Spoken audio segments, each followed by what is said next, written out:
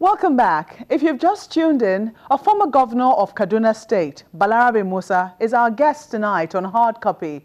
In the second part of this interview, Alhaji Musa decries the level of poverty in Nigeria, saying the situation breeds an atmosphere conducive to stealing.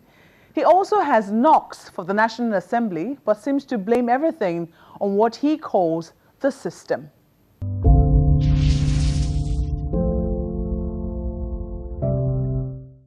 The minimum wage in Nigeria is 18,000 naira a month throughout the country. 18,000 naira. Not many get that in employment to get on this minimum wage. Secondly, a bag of rice alone in Nigeria now costs at least 18,000 naira a month. So you should have no doubt about the level of poverty and even hunger in Nigeria. In a situation like this, you find a situation where the first instinct is to survive by any means. And that's why I said this percentage of Nigerians cannot live without stealing in one form or another. Again, let me tell you, somebody who earns 18,000 naira a month and has a family, or even without a family, how can he survive on 18,000 naira a month? So the system itself has made it impossible to exist without some form of stealing. Again, let's go to business people. How many people, business people, can get legitimate business without paying for it? Definitely very key questions, and I think you're not the only one who shares that concern. Only recently, President Olusegun Obasanjo, at the first Akintola Williams lecture delivered late in November, talked about the different arms of government and what needs to be done to ensure that they live up to their responsibility.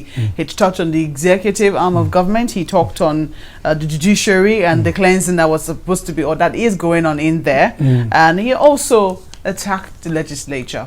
They have responded very strongly to that. Have you read President Obasanjo's comments? I did. Do you agree with him? Well, first of all, we have to be very careful with these leaders who had the opportunity to lead the country and failed.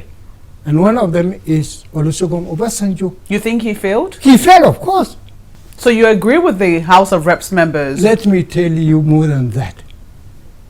I am the chairman of the Conference of Nigerian Political Parties, an umbrella organization for all political parties.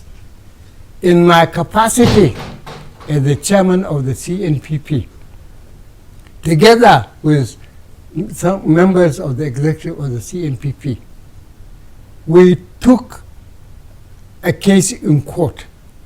We went to court asking for EFCC to investigate and probe Obasanjo's activities bordering on corruption and stealing. I'm sure the case is still in court, but we have not been able to continue with the case simply because we are unable to pay lawyers' fees to continue the case. But, that doesn't take away from So for a person like this who has dramatically failed to say things like this, well, you should listen, but don't take him serious, because he has failed, and he even made it possible for those who followed after him to fail. Umar el-Adwa,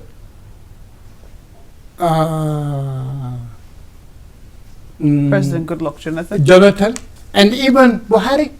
So you don't think that the current president is going to be able to change anything? No, I don't think he will be able to change. Why do you say so? Yes, first of all, he belongs to the system itself. I mean, we all belong to the system, corrupt system. he has not dramatically opted out of it. One typical example is this. He said, well, after he was sworn in, he said he will not embark on wholesale probe, but he will probe only the PDP administration and Jonathan's governance. That's what he said. He has not done so.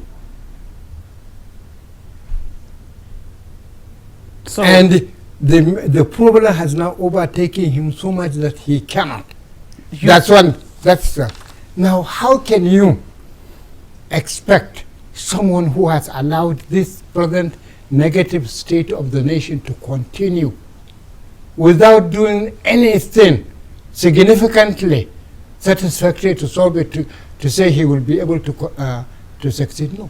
Look, this level of poverty and hunger, this level of unemployment, this level of stealing, corruption, and criminal waste of resources, this level of dependence on foreign power, this level of mindless quarreling between the members of the ruling class, etc., between the political parties and so on. You can't solve them. You are not being able to solve them. How can you solve the problem of Nigeria? I don't think he can solve the problem of Nigeria. We have to wait for something else to happen to solve the problem of Nigeria. Now, I want to quickly, because you have said that you don't think that President Buhari is going to succeed because he's a part of the system, even though he wrote on a change mantra, and even though he keeps saying that he wants to fight corruption and he's trying to change the system, even though he also says that unemployment is one of the things that he also wants to. All those before him said the same thing. Have they been able? Because of the socio-economic and political system controlling all developments in the country. And he is part of them. Let me take you back quickly. The House of Reps has responded to President Obasanjo. They called him the grandfather of corruption. Yeah. But then they did not address certain issues that he raised. He talked about, their constituency projects and what have you. Do you think that the National Assembly could be a bit more transparent? In the first place, the National Assembly itself are the children of corruption. The National Assembly in Nigeria are part and parcel of the corruption. They protect corruption, and they are children of corruption. So you agree with Let me ask you, from reports in the media, credible reports in the media, can the president submit any bill successfully without buying the legislators? Have you not heard about padding in connection with budget in Nigeria? Who are involved in that? It is the members of the National Assembly. The members of the National Assembly are children of the negative system controlling all developments in the country. 90% of those members of the National Assembly went there to the National Assembly, not only through rigging, but as agents of someone. Somebody financed their election to get that. How then do you think that things will change? Through a revolution. What sort of Through a revolutionary change.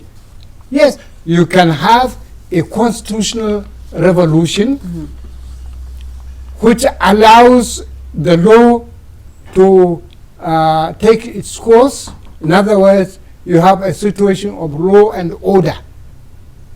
If we have the Constitution entrenches law and order and protection of public interest properly, yes, we can have the basis through the National Assembly of a revolutionary change.